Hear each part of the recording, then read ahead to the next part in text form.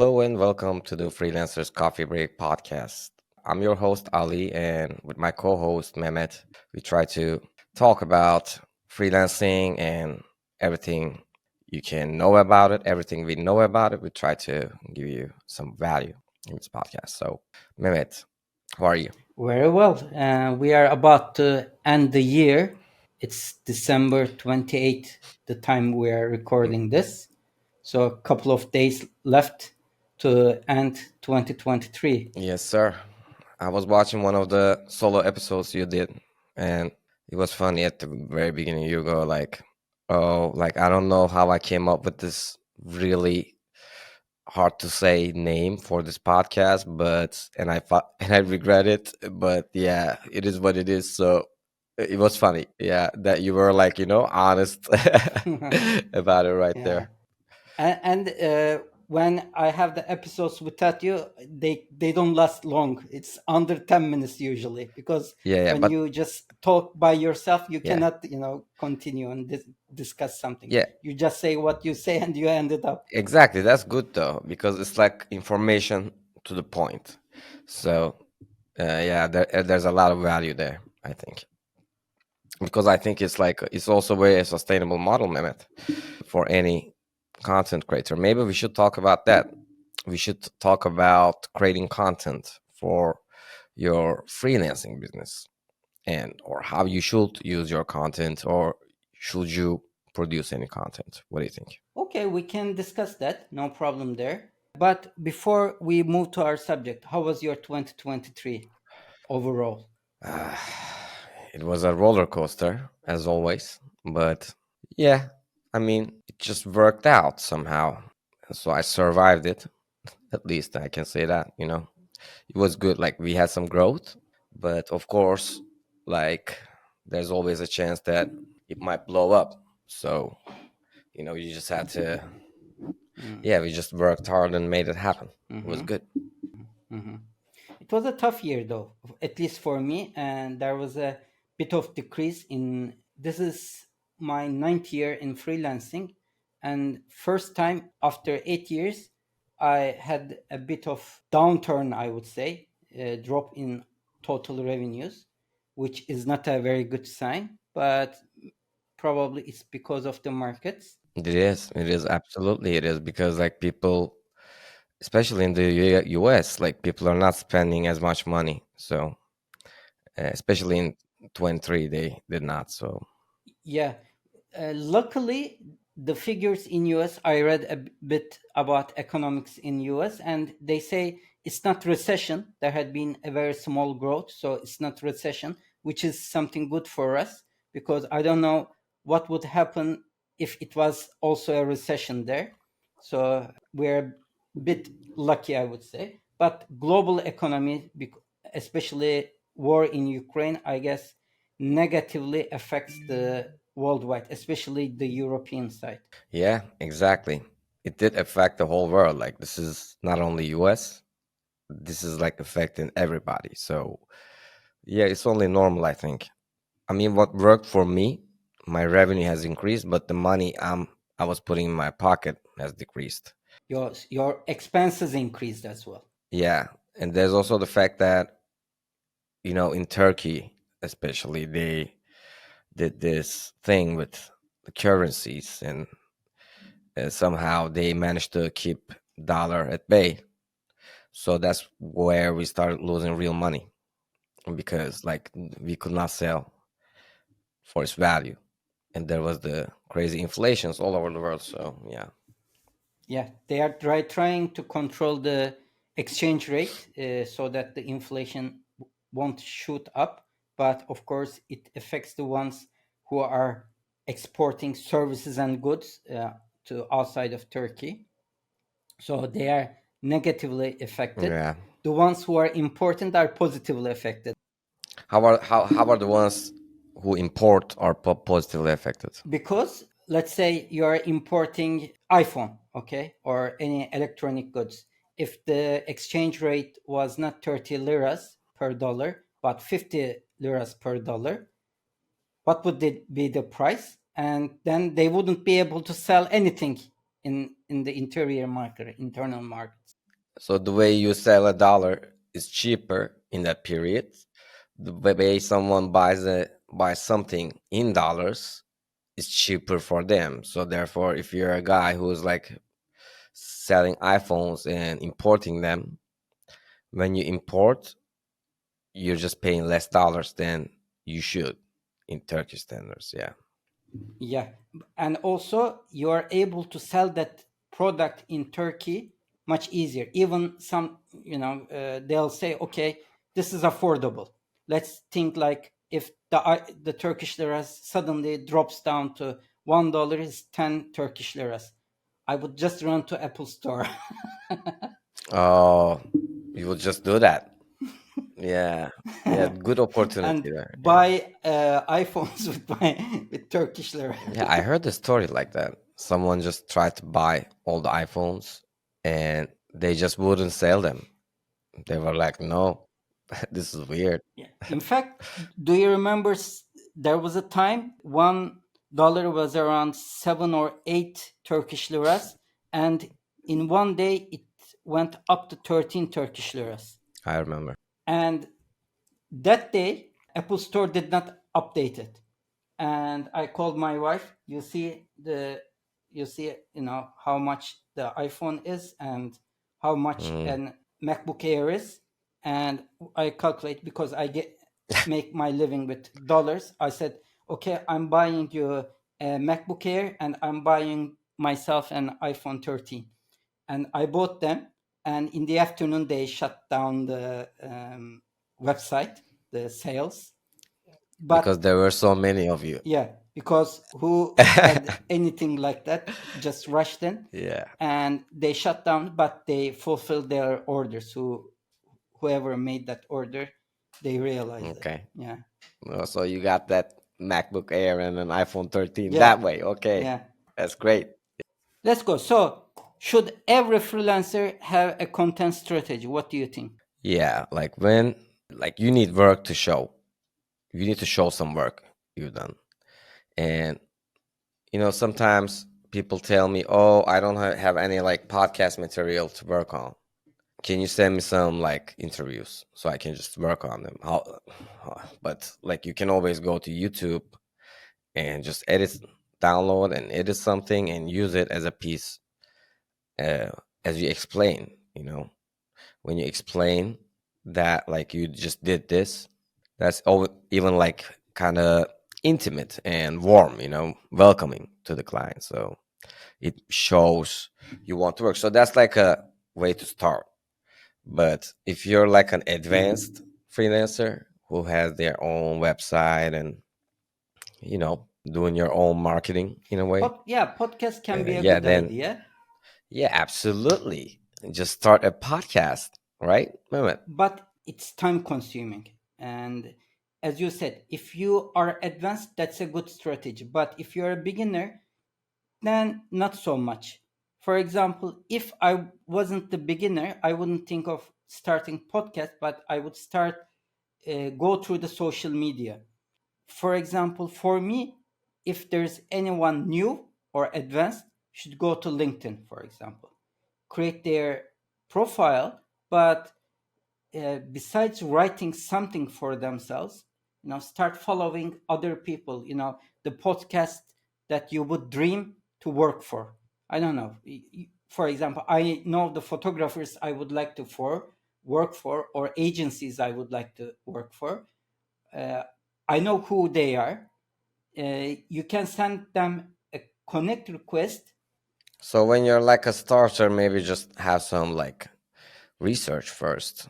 So this is like where you're like individually coming from. And yeah, people have like many different backgrounds and reasons they want to do things. So actually, I think they could even start a podcast where like you're just talking about your journey, and maybe it is a good way to start with like a website if you don't have one. So Definitely, website is a must. I think for any freelancer, it's a must.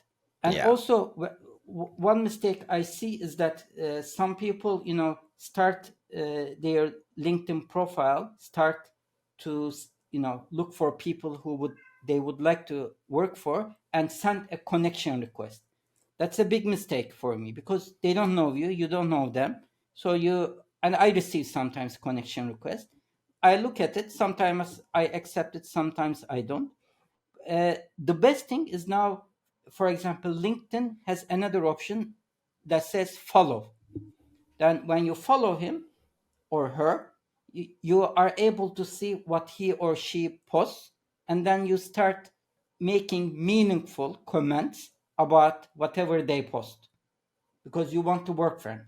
But just don't type "I love it" or but let's say a photographer, a very nice food photography, or they post a new podcast episode and Hmm. you listen it and you make a meaningful couple of comments about the content there. Or when it's a photo they you know posted, you say I love the use. Do you ever like listen? Have you ever listened to any like podcast of someone that you like follow or that you want to work for? Podcasts, no, but I follow a lot of photographers and their images. And what I write, for example, I see an image, I write under it, very good usage of red colors. Uh, I love the minimalistic style, etc., etc. Then what they do, they immediately reply, "Thank you, Mehmet. That's very considerate of you," etc., etc. And you keep on this maybe for months, but you don't do it every day. Yeah, just if you're so if you're photo retouching and if you're following Mehmet, that's what you can do. He's saying, hey, just like be authentic about your comments, like understand the concept and just go for it. Then Yeah. And yeah, let's say you start commenting about my work week after week. Then maybe 6 months later, you send me a connection request. I say, okay, Ali, for sure, I know this guy, he's been following me, no problem. Then you have a connection. oh, okay, yeah, Then maybe you keep on it, and one day and because you have a connection now, whatever you post I start seeing them as well. So you start posting your podcasts and so on. Then suddenly I say, okay, I want to start a podcast, and this guy is doing exactly that. Maybe I'll contact him because we are already connected. yeah, yeah, totally. Usually for me on LinkedIn, it's just like you said, random people who want to connect, people I know who want to connect, and some of my clients. And yeah, that's it. Like, there are people who create content on LinkedIn. So, people go there and use it like social media in a business, sense. So, yeah, it's like every other platform. If you like work on it, yeah, it can be good. And, commenting uh, it is actually a really, really good way to approach because, you're networking in a way. So, yeah, it is really important. For example, for me, Mehmet, I have like real social anxiety. I just couldn't, comment something to someone, because, I'm always afraid that I'm going to say something wrong. So, What worse can it be? The guy can ban you. That's the worst can be, and you don't really know him. So yeah, what's the worst? yeah, yeah. Because, like, if I have to, like, if I want to comment, I just really, get excited sometimes. I'm like, hey, let me write this. And then I just stop because, you know, I don't know. It's, for example, for me, but it is a strategy that works, they say, at least. Yeah. And now we are in a different time. You don't even have to. You just write what you think, couple of lines. Then after you completed and you don't want to say anything, bad, you just put that text onto Chat GPT and tell it, can you make it Yeah. more Yeah. sincere and age engaging and make it a bit Yeah. longer? Sure, and it will just Yeah. make a Totally. after your two sentences can become a paragraph, and the guy may look at it and say, okay, this guy spent time on writing these comments. Just read it Yeah. though. Sometimes ChatGPT also make silly comments. Mistakes. Yeah. Yeah, yeah. Yeah, I do that with emails when I'm like angry at a client. I just write Mhm. that down and just then paste it to ChatGPT to make it like, softer. But my tone is like I would like to give my tone too. So I'm not like very sincere, but like can you be a little less rough and respectful at the same time? So there it goes. Mm. Like it gives you a perfect email to send. So and yeah, it has helped. Yeah. I use ChatGPT, but regularly I have a paid subscription to Grammarly, and Grammarly has integrated it. So you just Okay. select, just like as if you are going to make, a sentence bold or anything. You just select, and when you leave it and you say there's a Grammarly button, it will just autocorrect it and enhance it with its AI. Okay. It's connected to ChatGPT. Okay. Enhance it. So it doesn't change it, or it changes it completely, or it enhances it. It tries to give the same meaning. Sometimes it becomes longer, sometimes shorter. So it just does what it does. I would say 80% of the time is better. Sometimes it changes the So this is Grammarly. Grammarly. Yeah, Okay. it has one free, and you can install it free. But this AI feature is in its paid subscription. You pay Okay. $120 a year or something like that. $120 a year is good. It's Let's like check ten it. dollars a month. Yeah, Grammarly. let's quickly check it to be sure. So, grammar. One of those apps, AI apps that I'm, gladly paying for, and most of the time not using it, is 11 Labs. Which one? Which one are you are using? Which one you are not using at the moment? Well, I have paid subscription for 11 Labs. Hmm. You know it? You know? Yeah, yeah. I also paid it for a couple of months, but I decided, I'm not really using it, so better, Yeah, I did that with Mid Journey. I was like, okay, we are just the opposite. Okay, it is annual is $144, so $12 a month. okay, that's a good price. So it is health. I would recommend Grammarly for that. I'm paying for Mid Journey, but I stop 11 Labs because I'm not really doing anything with these tools with 11 Labs.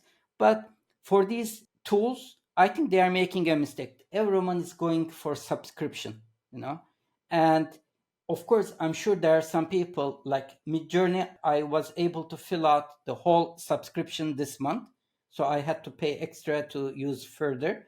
But there are also other tools that I would like to use from time to time, but I wouldn't want to pay every month.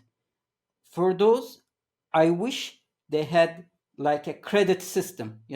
You pay, it can be more. They actually do that with Runway. They give you some credits, and yeah, you can buy credits and you can use those credits whenever, I think. That makes for me more sense. If you don't use it regularly, it can be a bit more expensive, but when you need it, you can just use it. There are tons of tools like that I would like to use from time to time. Even 11 Labs can be a good one, from time to time. But everyone is trying to make a subscription based planning, and I don't think everyone will be able to sell best as they can. So I think you are not using LinkedIn that much, but you heavily use Instagram. Yeah, yeah, yeah. Yeah, yeah. I used Instagram I used paid ads for like 2 months for my podcast, for my Turkish podcast. And yeah, for a page, actually. Do you think it would work for a freelancer to give an ad on Instagram Yeah, or? but like we were working on that. Like every day we were creating content. There was a clip, and plus there was like a visual, and there were those two every day, Hmm. 2 episodes. you know so like I think content creation. everything is long name. Exactly. Yeah. Yeah. Totally. Because like you have when you use paid ads, you can use like a niche to target. So yeah, you just find people who will be like organic followers. And it's like a Mehmet at the end of the day when you have like a good following on Instagram. That's like a social cultural power, social economic even.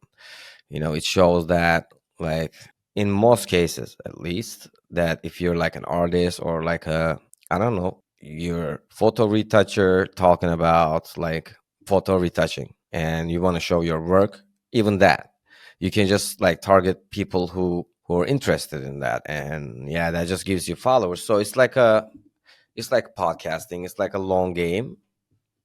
But yeah, I think it does work when you if that's like I your think what you content want. creation, everything is long name. For example, if we think our, yeah. Not for me, not for me, but for my clients, I can say that it just works. Mhm. Like podcasting works. When you have a newsletter, that works.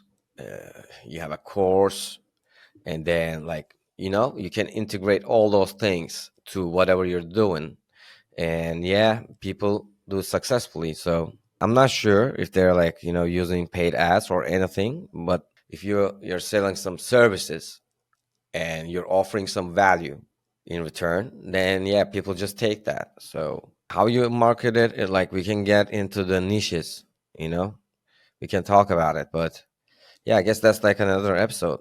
Mhm. You want to talk about it? No, but let's talk about what kind of content can be created. For a retoucher, maybe retoucher can talk about image styles, but the thing is that you have finding content is sometimes the issue. When we decide on the episode, for example, with you, our typical question starts with, "What are we going to talk about?" It even the freelancing is a very wide subject. Even then, we think about what we can talk about. Yeah, but like one piece of content can get you to a long way, so if you could create like one piece that's like really good in terms of like production, whatever. If you're like a say photo retoucher, let's take you, and you shoot this video which is like really good, and you also talk about something. It's like a short clip, like a minute or less even, and yeah, that can get you to places. You can use just one thing to reach so many people. So as long as you this is like I'm talking about paid. But yeah, if you're like a photo retoucher, you can talk about like basically photo retouching. And that could be, then you could have like a course and you will have like, how to videos maybe. That's like if I was like a solo retoucher, that's like what I would do then. In terms of content, I'm saying, just get the other photo retouchers to start with over there, or even like what we're doing. Freelancing is actually like a good way to talk about like business, and even like we can get into the niches of like photo retouching or whatever. We can talk about anything. So uh, I think consistency is key. It's just like have to have all the pieces. We have to have like, for example, for us, like we have to have like a newsletter going, a website, and uh, A blog. yeah, and a blog where we like talk about stuff. So yeah, these are all things that my clients do, and yeah, it's just working for them. They're doing a good job. Personally, I don't think people read blogs that much, but someone very important reads, that's Google's robots. And they read it and they rank your website according to the content added on your website. So they change your ranking. So if you keep on adding images, blogs, and so on, your rank gets higher and your website is easier to be found. I think the first and critical thing is you have to have your website, and then add a blog to it so that it's by adding new content, it's much easier to get a higher ranking. And nice thing, as we talked about with the AI, you can just write a general construct of the subject you want to talk about, you can write some short paragraphs and ask ChatGPT Mhm.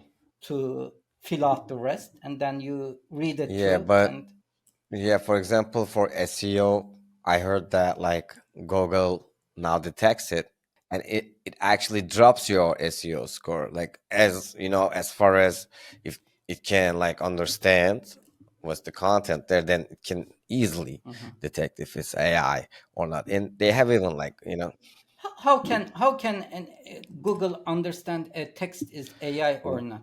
You yeah, copied and pasted text. yeah, they You just made it, yeah, they just do. meaningful. So that's where you use, I forgot the app's name, but then you just take that text you get from ChatGPT and just paste it to this other AI app, and just say, "Hey, rephrase it." And then there are like testers on Google. Then you test it, then yeah, it just passes. So if it passes, if it passes, so there is a way to hack that. But yeah, I know actually that it's a fact that they do drop your SEO score if you use AI text I sometimes use only. it on my blog, make it longer, as I said, because you cannot just keep on, Mm, writing. My English isn't bad, but it's not a native English, and for sure, ChatGPT and similar. There are two others. There is Bard, and what was the mhm, other one? Hold on a second. There's the Cloud. They write very nice text, and even what I do is that sometimes when I don't have time or I can't make a good summary, I just give our SRT file, mhm, our subtitles, mhm, to Cloud as a attachment, mhm. and ask him, "Can you make a good summary, short summary for YouTube for this episode?" And Cloud just does that. "Do you have any recommendation for YouTube text for this episode?" Does that. Okay, cloud. You said cloud.ai. Cloud, yeah. Okay, okay. It's Claude. It's a guy's name. Nice thing about Cloud is that you can attach something. That's good. That's good to know. I didn't know about that app. But yeah, for example, now Riverside offers, when you record, it just gives you show notes. Mm. It's like get your show notes created with AI. Just click that and Mm. boom. Just pay extra for it, though. No, No, no, no, it's no. just They like a asked for function me. on Riverside. Yeah, I have subscription, and what they do is Oh, that they did? I didn't know they that. did. They said you have to have, a higher membership to do that. Would you like to upgrade? I said no. I'll ask Okay. Cloud to do that. They're trying to offer a service, Mehmet. Why are you getting mad? Because you prefer, because you No, prefer. I'm not getting mad. I just, Okay. if someone does it free of charge, Oh, I it's won't pay free. for it, of Cloud is course. free. Oh, I Yeah. see. I see. Well, that's good to know. They said they'll do it paid in the future, but it's free at the moment. All right, Mehmet. Is there anything else? Okay, so Yeah. let's wrap it Okay. up. By the time we broadcast this episode, it will be already January. So I wish all our listeners and freelancers a very prosperous 2024. I hope things go far better than it did in 2023. Yeah, exactly. I'm hoping that all your dreams come true in 2024, at least, or at least the path gets better as you follow your dreams. And yeah, have a great year. And please send us subjects you would like to us to discuss to our LinkedIn group that we'll I'll just be showing here right now. It's Freelancers Coffee Break. Yeah. Or comment, you can always comment. Yeah, let's Yeah. go. And if you want to be a guest, yeah, just let us know. Bye for now then. Yeah, bye.